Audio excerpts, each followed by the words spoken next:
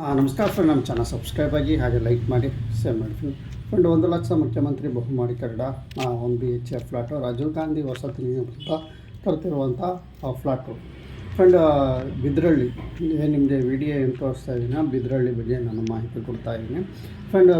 ಬಿದ್ರಳ್ಳಿರೋ ಏನು 1 BHK flat Rajiv Gandhi ವಸತಿ ನಿಗಮದಿಂದ ಫ್ಲ್ಯಾಟ್ಗಳೆಲ್ಲ ಆಯ್ಕೆ ಮಾಡಿ ಫಲಾನುಭವಿಗಳು ಆಲ್ಮೋಸ್ಟ್ ಒಂದು 3 ತಿಂಗಳಿಂದ ಬ್ಯಾಂಕ್ ಲೋನ್ ಎಲ್ಲ ಮಾಡಿಸ್ಕೊಂಡು EMI ಕಟ್ಕೊಂಡು ಹೋಗ್ತಾ ಇದ್ದಾರೆ. ಆದರೆ ನಮಗೆ ಇಲ್ಲಿ ಫ್ಲ್ಯಾಟ್ಗಳು ಕಟ್ಟಿಲ್ಲ. ಸರ್ಕಾರದವರು ಕೇಳಿದಾಗ ಈ ತಿಂಗಳು ಕೊಡ್ತೀವಿ, 6 ತಿಂಗಳು ಕೊಡ್ತೀವಿ ಅಂತ ಅನಿಸ್ತಾ ಇದ್ದಾರೆ.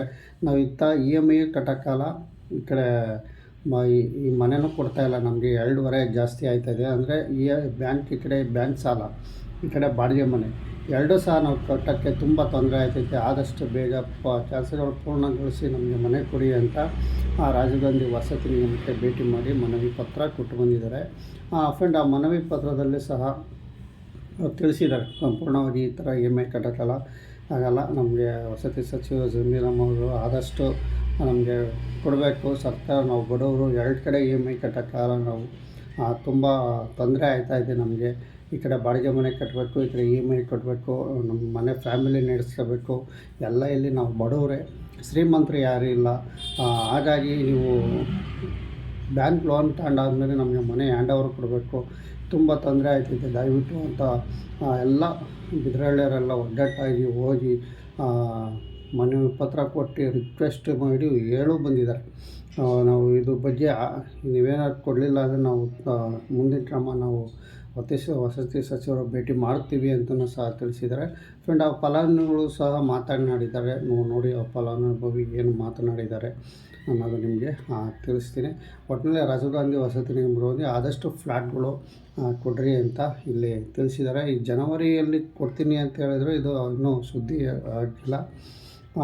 ಈ ಜನವರಿ ಹೋಗಿ ಫೆಬ್ರವರಿ ಆಗುತ್ತೋ ಗೊತ್ತಿಲ್ಲ ಫ್ರೆಂಡ್. ಈಗ ನಿಮಗೆ ತಿಳಿಸೋದಿಷ್ಟೇ. ಈಗ ಏನು ಫಲಾನುಭವಿ ಮಾತನಾಡಿದ್ದಾರೆ ಅಂತ ನಾವು ನೋಡೋಣ.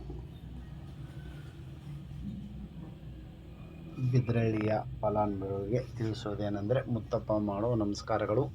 ನಾವು ನಿನ್ನೆ ದಿವಸ ದಿನಾಂಕ 23/12/2025 ಬೆಳಿಗ್ಗೆ ನಾವು 45 ಜನ ಹೋಗಿದ್ದೀವಿ.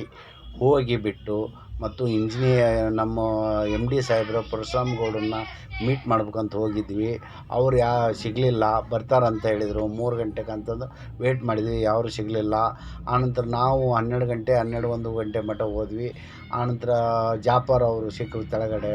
ಸಿಕ್ಕ ಮೇಲೆ ಏನು ಹೇಳಿದರು, ಇಲ್ಲ ನಾನು ಈ ಖಾತೆ ಕಳಿಸಿದ್ದೀನಿ ಬಿದ್ರಳ್ಳಿದು ಅಂತ ಹೇಳಿದರು. ಈ ಖಾತೆ ಕಳಿಸಿದ್ರು ಅಂತಂದಾಗ ಕೆಲಸ ಏನೇನು ಪೆಂಡಿಂಗ್ ಇದೆ ಅನ್ನೋದು ನಾನು ಹೇಳ್ತಾ ಇದ್ದೀನಿ. ಏನಂತಂದರೆ, ನಮಗೆ ಡೋರ್ ಕುಂದಿರ್ಸಿಲ್ಲ, ಮನೆ ಒಳಗಡೆ 448 ಪ್ಲಾಟಲ್ಲಿ ಬಾತ್ರೂಮ್ ಡೋರ್ ಕುಂದಿರ್ಸಿಲ್ಲ, ನಲ್ಲಿ ಕುಂದಿರ್ಸಿಲ್ಲ. 2 ಇನ್ನೊಂದು ಕೋಟ್ ಪೇಂಟ್ ಹೊಡಿಬೇಕು, ಆ ಕೆಲಸ ಮುಗಿದಿಲ್ಲ. ಇನ್ನೊಂದು ಹೊರಗಡೆ ಔಟ್ಸೈಡ್ ಕೆಲಸ ಪೆಂಡಿಂಗ್ ಇದೆ. ಔಟ್ಸೈಡ್ ಕೆಲಸ ಅಂದ್ರೆ ರೋಡ್ ಮಾಡಬೇಕು, ರೋಡ್ ಮಾಡಿಲ್ಲ. STP ಕೆಲಸ ಪೆಂಡಿಂಗ್ ಇದೆ, ಟ್ರಾನ್ಸ್ಫಾರ್ಮರ್ ವರ್ಕ್ ಪೆಂಡಿಂಗ್ ಇದೆ, ಗೇಟಿಗೆ ಪೇಂಟ್ ಮಾಡಬೇಕು, ಗೇಟಿಂದು ಪೆಂಡಿಂಗ್ ಇದೆ. ಇಷ್ಟೆಲ್ಲ ನಾವು ರೇಸ್ ಮಾಡಿದ್ದೇವೆ. ನಾವು 138 ಜನ ದುಡ್ಡು ಕಟ್ಟಿದ್ದೇವೆ. 15 ಕೋಟಿ ರೂಪಾಯಿ ನಿಗಮ ಮಂಡಳಿ ರಾಜೀವ್ ಗಾಂಧಿಗೆ ದುಡ್ಡು ಹೋಗಿದೆ, ಕೊಟ್ಟಿದ್ದೇವೆ. ಇಷ್ಟೆಲ್ಲ ಕೊಟ್ಟುಬಿಟ್ಟು ನೀವು ಆಗಸ್ಟ್ ನಮ್ಮದು ದೀಪಾವಳಿಯಲ್ಲಿ ಕೆಲಸ ಸ್ಟಾಪ್ ಮಾಡಿದ್ದೀರಿ. ಯಾಕೆ ಸ್ಟಾಪ್ ಮಾಡಿದ್ದೀರಿ, ಏನು ಯಾವ ಉದ್ದೇಶಕ್ಕೆ ಮಾಡಿದಿರಿ, ದುಡ್ಡು ಕಟ್ಟಿದ್ದೇವೆ ನಾವು, ಯಾವ ಕಾರಣಕ್ಕೆ ನೀವು ನಮ್ಮ ಅಮೌಂಟಿಗೆ ನೀವು ಇದು ಮಾಡಿದ್ದೀರಿ, ನೀವು ಯಾವುದಕ್ಕೆ ಇದನ್ನ ಅಂಥೇಳಿ ನಾವು ರೇಜ್ ಮಾಡಿದ್ದೇವೆ. ಮತ್ತು ಅರ್ಜಿ ಕೊಟ್ಟಿದ್ದೇವೆ. ನಾವು ಕಾನೂನುಬದ್ಧವಾಗಿ ನಾವು ಕೊಟ್ಟಿದ್ದೇವೆ. ಇಷ್ಟು ಅಮೌಂಟ್ ಕಟ್ಟಿದ್ದೇವೆ, ನಮಗೆ ಯಾಕೆ ಕೆಲಸ ಸ್ಟಾಪ್ ಮಾಡಿದ್ವಿ. ನಾಳೆ ನಾವು ಲೋನ್ ಕಟ್ತಾ ಇದ್ದೀವಿ. ಒಬ್ಬೊಬ್ಬರು 8,000 ಕಟ್ತಾರೆ, ಒಬ್ಬರು 10,000 ಕಟ್ತಾರೆ, ಒಬ್ಬರು 12,000 ಕಟ್ತಾರೆ, ಒಬ್ಬರು 13,000 ಕಟ್ತಾರೆ. ಇದ್ರಂಗೆ ಎಲ್ಲರೂ ಪ್ರತಿಯೊಬ್ಬರು ಕಟ್ತಾ ಇದ್ದೀವಿ. ನಮ್ಮ ಮನೆ ಕಡೆ ಈಗ ಮನೆ ಸಂಸಾರ ಮಾಡೋಕ್ಕೆ ತೊಂದರೆ ಆಗುತ್ತೆ, ಮಕ್ಳಿಗೆ ಯೂಸ್ ಕಟ್ಟೋಕ್ಕೆ ತೊಂದರೆ ಆಗುತ್ತೆ. ಮತ್ತು ಈ ಕಡೆ ಲೋನ್ ಕಟ್ಟಬೇಕು, ಮನೆ ಬಾಡಿಗೆನೂ ಕಟ್ಟಬೇಕು, ಲೋನ್ ಕಟ್ಟಬೇಕು. ಇದೆಲ್ಲ ಮಾಡ್ಬೇಕಾದ್ರೆ ಎಷ್ಟು ತೊಂದರೆಗಳು ಆಗುತ್ತೆ, ಸಮಸ್ಯೆಗಳು ಬರ್ತಾಯಿದೆ. 5ನೇ ತಾರೀಕು ಲೋನ್ ಕಟ್ಟಬೇಕು, ಕೆಲವು ಮಂದಿ 3ನೇ ತಾರೀಕು ಕಟ್ಟಬೇಕು, ಕೆಲವು ಮಂದಿ 7ನೇ ತಾರೀಕು ಕಟ್ಟಬೇಕು, ಕೆಲವು ಮಂದಿ 10ನೇ ತಾರೀಕಿಗೆ ಕಟ್ಟಬೇಕು. ಈ ರೀತಿ ಪರಿಸ್ಥಿತಿ ಐತಿ. ನೀವು ಯಾವಾಗ ಮಾಡಿಕೊಡ್ತೀರಿ ಅಂಥೇಳಿ ನಾನು ಇನ್ಕ್ವೈರಿ ಮಾಡಿ ಇವ್ರನ್ನ ಮಹೇಶ್ ಅವ್ರನ್ನ ಅವರು ಇದ್ದಾರೆ AW ಇಂಜಿನಿಯರ್ ವಿಚಾರಣೆ ಮಾಡಿಕೊಂಡು ಜನರಲ್ ಮ್ಯಾನೇಜರ್ನ ಕೇಳ್ಕೊಂಡು ಬಂದೀವಿ. 2 ತಿಂಗಳ ಒಳಗಡೆ ನಿಮ್ಮ ಕೆಲಸ ಮುಗಿಸ್ಕೊಡ್ತೀನಿ, ಫಿನಿಷ್ ಮಾಡಿಕೊಡ್ತೀನಿ ಅಂತ ಹೇಳಿದ್ದಾರೆ. ಆ ಒಪಿನಿಯನ್ ಲೆಟರನ್ನು ಕೊಟ್ಟಿದ್ದಾರೆ, ಸಿಗ್ನೇಚರ್ ಆಗಿ ಕೊಟ್ಟಿದ್ದಾರೆ.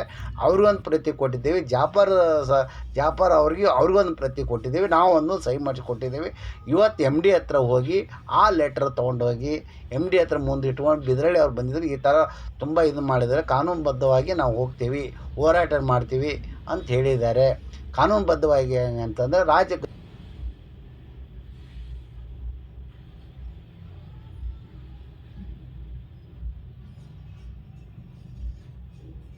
ಕೊಡ್ತೀವಿ. ಮಕ್ಕಳು ಸ್ಕೂಲ್ ಹಾಕಕ್ಕೆ ನಮಗೆ ಫೆಬ್ರವರಿಯಲ್ಲಿ ಕೊಟ್ರೆ ಅಂತಂದರೆ ಮಾರ್ಚು ಏಪ್ರಿಲು ಸ್ಕೂಲು ಕಾಲೇಜ್ ಹಾಕಕ್ಕೆ ನಾವು ಅನುಕೂಲ ಆಗುತ್ತೆ ಅಂತೇಳಿ ಈ ರೀತಿ ಮಾತಾಡಿಕೊಂಡು ಬಂದಿದ್ದೀವಿ. ನಾವೆಲ್ಲರೂ 38 ಜನ ಹೋಗಿ ಮಾತಾಡಿಕೊಂಡು ಈ ರೀತಿ ಬಂದಿದ್ದೇವೆ. ಏನೋ ಫಲಾನುಭವಿಗಳದು ಇದೊಂದು ಸ್ವಲ್ಪ ವೀಡಿಯೋ ಹಾಕಿ ನಮ್ಮ ಯೂಟ್ಯೂಬ್ ಚಾನಲಲ್ಲಿ ಬಿದರಳ್ಳಿ ಜನರಿಗೆ ಒಂದು ಸ್ವಲ್ಪ ಮಾಹಿತಿ ಗೊತ್ತಾಗಲಿ. ನಿಮ್ಮ ಚಾನಲ್ ಇದಿರೋದ್ರಿಂದ ಮಾಹಿತಿ ಹಂಚಿಕೆ ಆಗುತ್ತೆ, ಗೊತ್ತಾಗಲಿ. ಈಗ ಸದ್ಯಕ್ಕೆ ನಮಗೆ 2 ಕಡೆ ಹೊರೆ ಆಗೋದ್ರಿಂದ ಫಲಾನುಭವಿಗಳಿಗೂ ಕಷ್ಟ ಆಯ್ತಾಯಿದೆ. ಸರ್ಕಾರ ಇದು ತಿಳ್ಕೋಬೇಕು. ಅವರು ಕೇಳೋದು ತಪ್ಪೇನಿಲ್ಲ.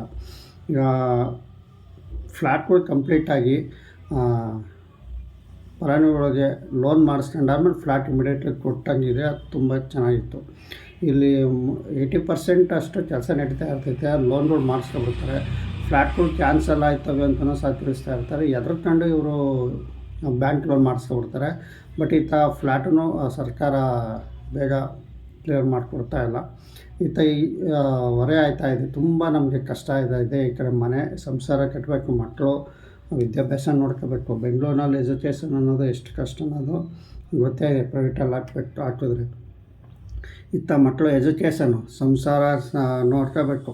ಈ ಕಡೆ ಬಾಡಿಗೆ ಮನೆ ಕಟ್ಟಬೇಕು, ಈ ಕಡೆ ಬ್ಯಾಂಕ್ ಸಾಲ ಕಟ್ಟಬೇಕು. ಇಲ್ಲಿ ದುಡಿಯೋಕ್ಕೆ ಒಂದಿದ್ದಾಗ ಅಥವಾ 2 ಇರಲಿ, 1, 2 ಇದ್ದರೂ ಸಹ ಇಲ್ಲಿ ಕಷ್ಟ ತುಂಬ ಇದೆ. ಈ ಸರ್ಕಾರ ಇದ್ರ ಬಗ್ಗೆ ಆಲೋಚನೆ ಮಾಡಬೇಕು. ಯಾಕೆಂದರೆ ಇದು ಹಳ್ಳಿಯಲ್ಲಿ ಜೀವನ ಮಾಡ್ತಾಯಿರಲ್ಲ, ಸಿಟಿಯಲ್ಲಿ ಜೀವನ ಮಾಡ್ತಾ ಇರೋದು. ಅವ್ರಿಗೆ ಬ್ಯಾಂಕ್ ಲೋನ್ ತಗೊಂಡಾದ್ಮೇಲೆ ತಕ್ಷಣ ಅವ್ರಿಗೆ ಆದಷ್ಟು 1 ತಿಂಗಳೊಳಗೆ ಫ್ಲ್ಯಾಟ್ಗಳು ಕೊಡೋಕ್ಕೆ ವ್ಯವಸ್ಥೆ ಮಾಡಬೇಕು. ಸುಮ್ಮನೆ ಬ್ಯಾಂಕ್ ಲೋನ್ ಮಾಡಿಸ್ಕೊಂಡು EMI ಕಟ್ಕೊಂಡು ಹೋಗ್ತಾ ಇರೋದು, ಇಲ್ಲಿ ಲೇಟ್ ಆಗೋದು. ಈ ಥರ ಮಾಡಿದ್ರೆ ಇದೇ ಅಂತಲ್ಲ, ಸುಮಾರು ಫ್ಲ್ಯಾಟ್ಗಳು ಇದೇ ಥರ ಇಲ್ಲಿ ಆಗಿದ್ದಾವೆ. ಸರ್ಕಾರ ಇದ್ರ ಬಗ್ಗೆ ವಸತಿ ಸಚಿವ ಜಮೀರ್ ಅಹ್ಮದ್ ತುಂಬ ಯೋಚನೆ ಮಾಡಬೇಕು. ಈ ಬಗ್ಗೆ ಯೋಚನೆ ಮಾಡಬೇಕು. ಯಾಕೆಂದರೆ ಬ್ಯಾಂಕ್ ಲೋನ್ ಮಾಡಿಸ್ಕೊಂಡು EMI ಕಟ್ಸ್ಕೊಂಡು ಹೋಗ್ತಾ ಇದ್ದರೆ ಅವ್ರಿಗೆ ಕೊಡೋದು ಫ್ಲ್ಯಾಟ್ ಲೇಟ್ ಆಯಿತು ಅಂದರೆ ತುಂಬ ಲೇಟ್ ಆಗುತ್ತೆ. ನೋಡಿ, ಈ ಫಲಾನುಭವಿಗಳು ಅವ್ರುಗಳು ಎಷ್ಟೋ ಕಷ್ಟ ಇರೋದೆ ರಿಕ್ವೆಸ್ಟ್ ಮಾಡ್ತಾಯಿದ್ದಾರೆ, ಲೋನ್ ಮಾಡಿಸ್ಕೊಟ್ಟು ಫ್ಲ್ಯಾಟ್ ಕೊಡ್ತಾಯಿಲ್ಲ ಅಂತ. ಆ್ಯಂಡ್ ಇಷ್ಟು ನಾನು ನಿಮಗೆ ತಿಳ್ಸೋಕ್ಕೆ ಇಷ್ಟಪಡ್ತೀನಿ. BHF ಫ್ಲ್ಯಾಟ್ ಬಿದರಳ್ಳಿ ಏನು ಜನ ಇದ್ದಾರೋ ಈ ಥರ ಹೋಗಿ ರಿಕ್ವೆಸ್ಟ್ ಮೇರೆಗೆ ಕೇಳಿದ್ದಾರೆ ಅಂತ ಹೇಳ್ತಾ ವಿಡಿಯೋ ಮುಗಿಸ್ತಾ ಇದ್ದೀನಿ. ನಮಸ್ಕಾರ. ಬಿದರಳ್ಳಿ ಫಲಾನುಭವಿಗಳು ಏನೋ ಮಾತಾಡಿದ್ದಾರೆ, ನೀವೆಲ್ಲ ಕೇಳಿಸ್ಕೊಂಡಿರ್ಬೋದು. ಬಟ್ ಇಲ್ಲಿ ಏನು ಸಮಸ್ಯೆ ಆಯ್ತಾ ಇರೋದು ಅಂದರೆ, ನಾವು 2 ಕಡೆ ಮೇಂಟೆನೆನ್ಸ್ ಮಾಡೋಕ್ಕಾಗ್ತಾ ಇಲ್ಲ. ಈ ಕಡೆ ಫ್ಯಾಮಿಲಿ ನೋಡಬೇಕು ಅಥವಾ ಈ ಕಡೆ ಬ್ಯಾಂಕ್ ಸಾಲನೂ ಕಟ್ಟಬೇಕು ನಾವು. ಹಾಗಾಗಿ ತುಂಬ ತೊಂದರೆ ಆಯ್ತಾ ಇದೆ ಅಂತ ಇವರು ತಿಳಿಸ್ತಾ ಇದ್ದಾರೆ. ಫಲಾನುಭವಿಗಳು ತುಂಬ ಕೇಳಿದ್ದಾರೆ. ಫ್ರೆಂಡ್, ಇಲ್ಲಿ ಏನು ಅಂತಂದರೆ ಅವರು ಸಹ ತಿಳಿಸಿದಾರಂತೆ, ಫೆಬ್ರವರಿ ಅಂದರೆ 2 ತಿಂಗಳಲ್ಲಿ, ಅಂದರೆ ಫೆಬ್ರವರಿ ತಿಂಗಳಲ್ಲಿ ನಾವು ಕೊಡ್ತೀವಿ. ಇದರಲ್ಲಿದು ಎಲ್ಲ ಏನೇನು ನಿಂತಿದೆಯೋ ಕೆಲಸ ಅವರೇ ಹೇಳ್ತಾ ಇದ್ದಾರೆ. ರಸ್ತೆ ಕಾಮಗಾರಿ ಆಗಬೇಕು, ಅವನ್ನೆಲ್ಲಿ ಫಿಟ್ ಮಾಡಬೇಕು, ಕುಂಡ್ಲಿಂಗ್ ಕೆಲಸಗಳಾಗಬೇಕು, ವೈರಿಂಗ್ ಆಗಬೇಕು, ಅವರೇ ಎಲ್ಲ ಫುಲ್ ಡೀಟೇಲ್ಸ್ ನಿಮಗೆ ಏನು ಪ್ರಾರಂಭ ಅವರೆಲ್ಲ ತಿಳಿಸಿದ್ದಾರೆ. ನೋಡಿ, ಇಷ್ಟು ಬಿದರಳ್ಳಿದು ಫಲಾನುಭವಿಗಳು ಮಾಹಿತಿ ಫುಲ್ಲು ಕಷ್ಟ ಹೇಳ್ತಾ ಇದ್ದಾರೆ. ಸರ್ಕಾರ ಇದ್ರ ಕಡೆ ಗಮನ ಹರಿಸ್ಕೋಬೇಕು. ಏನು ಬ್ಯಾಂಕ್ ಲೋನ್ ಮಾಡಿಸ್ಬಿಟ್ಟು ಫ್ಲ್ಯಾಟ್ಗಳು ರೆಡಿ ಇಲ್ದವು ಅದಷ್ಟು ಬೇಗ ಕೊಡ್ರಿ ಅಂತ ತಿಳಿಸಿದ್ದಾರೆ. ಅವರು ಸರ್ಕಾರದವರು ತಿಳಿಸಿದ್ದಾರೆ, ನಾವು ಖಂಡಿತವಾಗಿ ಕೊಡ್ತೀವಿ, 2 ಮಂತ್ಸ್ ಒಳಗೆ ನಾವು ಈ ಇದರಲ್ಲಿ ಫ್ಲ್ಯಾಟ್ಗಳು ನಾವು ಕೊಡ್ತೀವಿ ಅಂತ ಫಲಾನುಭವಿಗಳಿಗೆ ಹೇಳಿ ಅರ್ಜಿ ಕೊಟ್ಟು ಬಂದಿದ್ದಾರೆ. ಇವರು ಸಹ ಕೇಳ್ತಾರೆ. ಸುಮಾರು ಒಂದು 40-45 ಜನ ನಾವು ಹೋಗಿದ್ವಿ ಇದ್ರ ಬಗ್ಗೆ ಮಾತಾಡೋಕ್ಕೆ ಅಂತ ಕ್ಲಿಯರಾಗಿ ತಿಳಿಸಿದ್ದಾರೆ. ಫ್ರೆಂಡ್, ಈಗ ಇಷ್ಟು ನಿಮಗೆ ಬಿದರಳ್ಳಿದು ಸ್ವಲ್ಪ ವಿಷಯ ತಿಳಿಸಿದ್ದೀನಿ, ಮಾಹಿತಿ ಕೊಟ್ಟಿದ್ದೀನಿ. ಯಾಕೆಂದರೆ ಬಲವಂತವಾಗಿ ರಿಕ್ವೆಸ್ಟ್ ಮೇರೆಗೆ ನಮಗೆ ಹೇಳಿದರು, ಈ ಥರ ಹಾಕಿ ಸರ್. ಸ್ವಲ್ಪ ಜನಗಳು